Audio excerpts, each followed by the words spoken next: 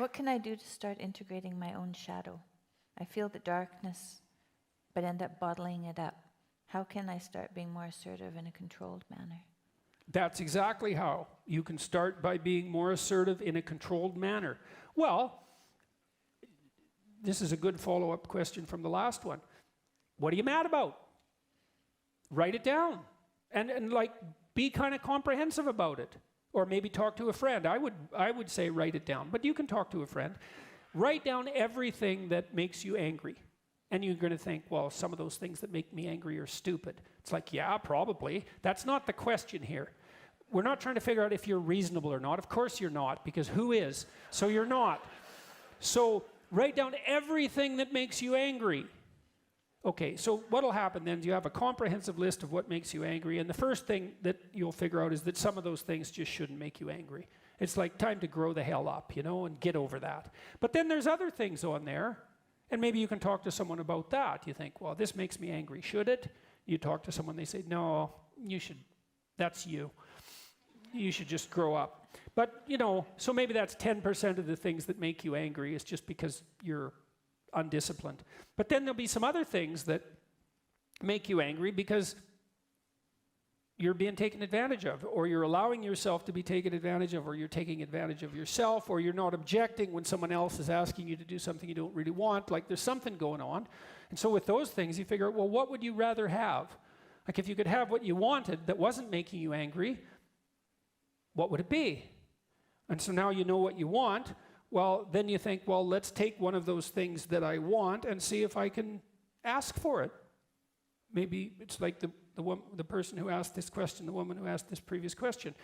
Maybe she has to go to her husband and say, look, I need you to spend 15 minutes after dinner with the kids so I can, you know, be alone.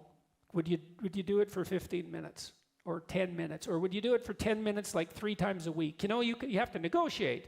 What's the other person willing to do? You need to know what you want and need, and then you need to communicate it to them, and then you need to negotiate a solution. And that's how you get more assertive. And you start small. You get more assertive by telling the truth, right? That's how. It's like, I'm irritated and annoyed that this isn't happening, and here's something that you could conceivably offer me, and this is what I'm willing to do in return, and could we see if that works? And what's the benefit to them is, well, you're not miserable and passive-aggressive then, you know? It's like, it's not like your partner isn't going to gain from your increment in assertiveness. It's not a zero-sum game. You could both gain, like, truly, because wouldn't it be a lovely marriage if your wife could ask you what she wanted and you could deliver, and you could ask her what you wanted and she'd deliver, and both of you were happy about that? Like, that could happen. Not always and in every situation, but you can get a long way down that road if you're careful, you know? So tell the truth about what you're angry about, but also tell the truth to yourself about what you want. And then start with little negotiations in that direction, and you'll get better and better at it. It's really worth doing, because otherwise you carry around all that resentment. And that's horrible. That's no way to live. It makes you sick, and makes everyone around you sick, and it makes you old, and makes life miserable. And so that's another thing to think through, because you think, well, I'm afraid to say what I want. It's like, fair enough. Who isn't? How afraid are you of not saying what you want? Well, I'm used to that. Well, that doesn't mean it isn't horrible. You're just not accounting that as a risk. And you should. There is the risk of saying what you need, but there's the risk of not saying what you need. And if you have to pick between those two risks, man, pick saying. So then at least you have a chance, and so does your partner. So, you know, lots of marriages, you see this with people.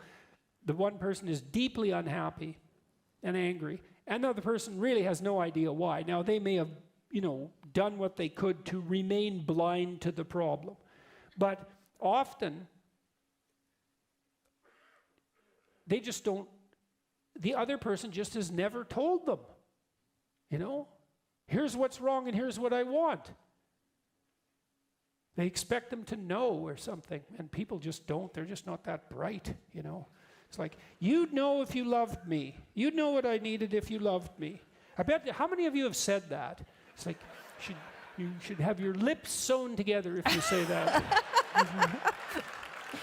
Like, Because the right response to that is, no, I'm stupid. You have no idea. I'm so stupid I married you. And so, how much do you think you can expect from me? I can barely do what you tell me to do, much less guess what it's supposed to be. So, like, give me a break and tell me what I can do badly that might be vaguely pleasing to you.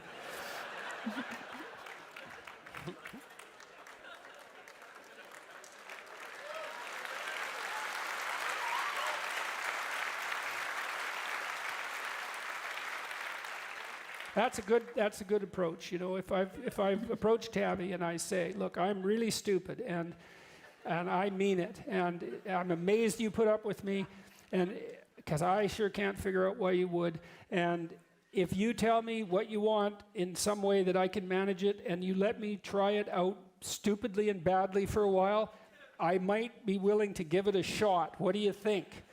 And usually she'll tell me something I can do, and vice versa. And usually it works, if we allow ourselves also that opportunity to practice it stupidly for a while. You know, because maybe you want your partner to say they love you, you know, now and then, whenever that is. And so then you think, okay, how often? How often? Every day? Well, that'll get a little old. Well, once a week. Okay, once a week. How about Monday? I know you think that's funny, you know, but maybe if you got it right, someone would tell you they loved you once a week for the rest of your life. And mean it. And maybe that would be better than not having it at all. So you think, well, Monday, you know, Monday when you come home from work, well, that's a bit formulaic. It's like, yeah, well, and how about some flowers along with it? It's like, well, then how about once every 2 weeks? Okay, deal. And you think, well, that's kind of, like I said, it's formulaic, it's not spontaneous, it's sort of rote. Here's some flowers, I love you. It's Thank like, you. well, could you be a... Right, that's right, man. I had this friend, he bought his wife flowers. It took him 3 days to convince her that he bought them. That's not the right response. I got some flowers for you. No, you didn't. You never bring me flowers, and you never will. Well, those are flowers. You didn't buy them. It's like, no. Tammy got it right. She said, thank you. It's like, that's right. If someone does something good, stupidly, and badly, then you say thank you. Because maybe they'll do it again. And maybe if they do it 20 times and you keep saying thank you carefully, they'll get confident at it, and then they'll get good at it. And then that might take like a year. And then you've got 40 years where it's happening and they're expert at it. And like, more power to you. So, yeah. That's a good place to stop.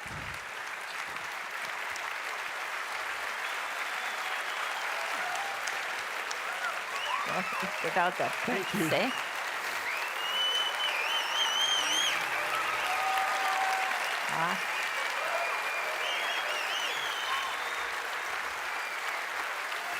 You've done good.